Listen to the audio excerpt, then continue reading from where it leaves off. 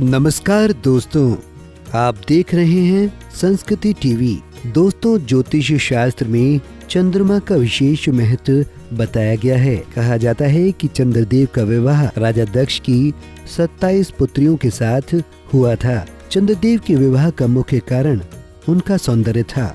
उस समय चंद्रदेव को भी अपनी सुंदरता पर घमंड था, जिसकी वजह से उन्हें भी एक बार श्राप मिल गया। कहते हैं कि इस श्राप की वजह से ही चंद्रमा का प्रकाश कृष्ण पक्ष में घटता जाता है और शुक्ल पक्ष में इनका सौंदर्य देखने को मिलता है। लेकिन क्या आप जानते हैं कि चंद्रदेव के साथ ऐसा क्या हुआ जिसकी वजह से ये कृष्ण पक्ष में इतना तेज कम होता चला जाता है? आइए जानते हैं चंद्रमा और रोहिणी नक्षत्र से जुड़ी दिलचस्प कथा। चंद्रमा और रोहिणी की पौराणिक कथा।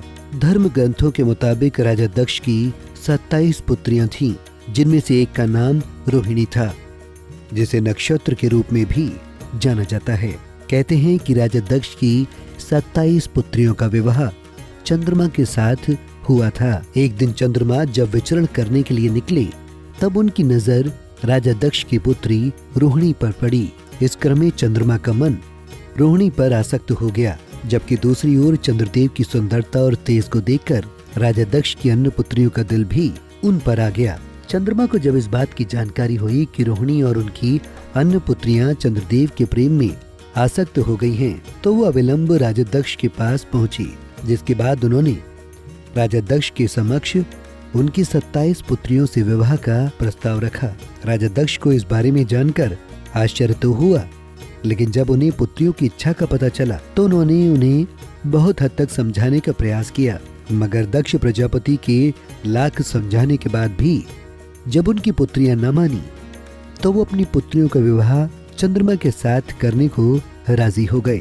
इसके बाद विधि विधान से राजा दक्ष की 27 पुत्रियों से चंद्रदेव का विवाह संपन्न हो गया। विवाह उपरांत राजा दक्ष की सभी पुत्रियां चंद्रदेव के साथ चंद्रलोक के लिए प्रस्थान कर गयी। पौराणिक मान्यताएं हैं कि चंद्रदेव ने राजा दक्ष का अपमान किया था। राजा दक्ष की जब चंद्रमा ने कोई बात नहीं मानी और अपनी बात की अवहेलना का उन्हें पता चला, तो राजा दक्ष क्रोध से आग बबूला हो गए। कहते हैं इसी क्रम में क्रोध में आकर चंद्रमा को शाप दिया कि हे चंद्रमा, तुम्हें जिस सुंदरता और तेज पर इतना अहंकार है, वो आगे नहीं रहेगी।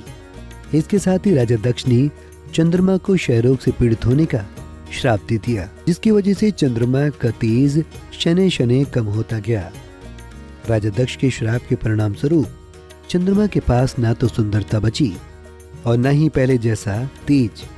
हालांकि कालांतर में चंद्रदेव को इस श्राप से मुक्ति तो न मिली, लेकिन शिव जी की कृपा से श्राप का प्रभाव जरूर कम हो गया।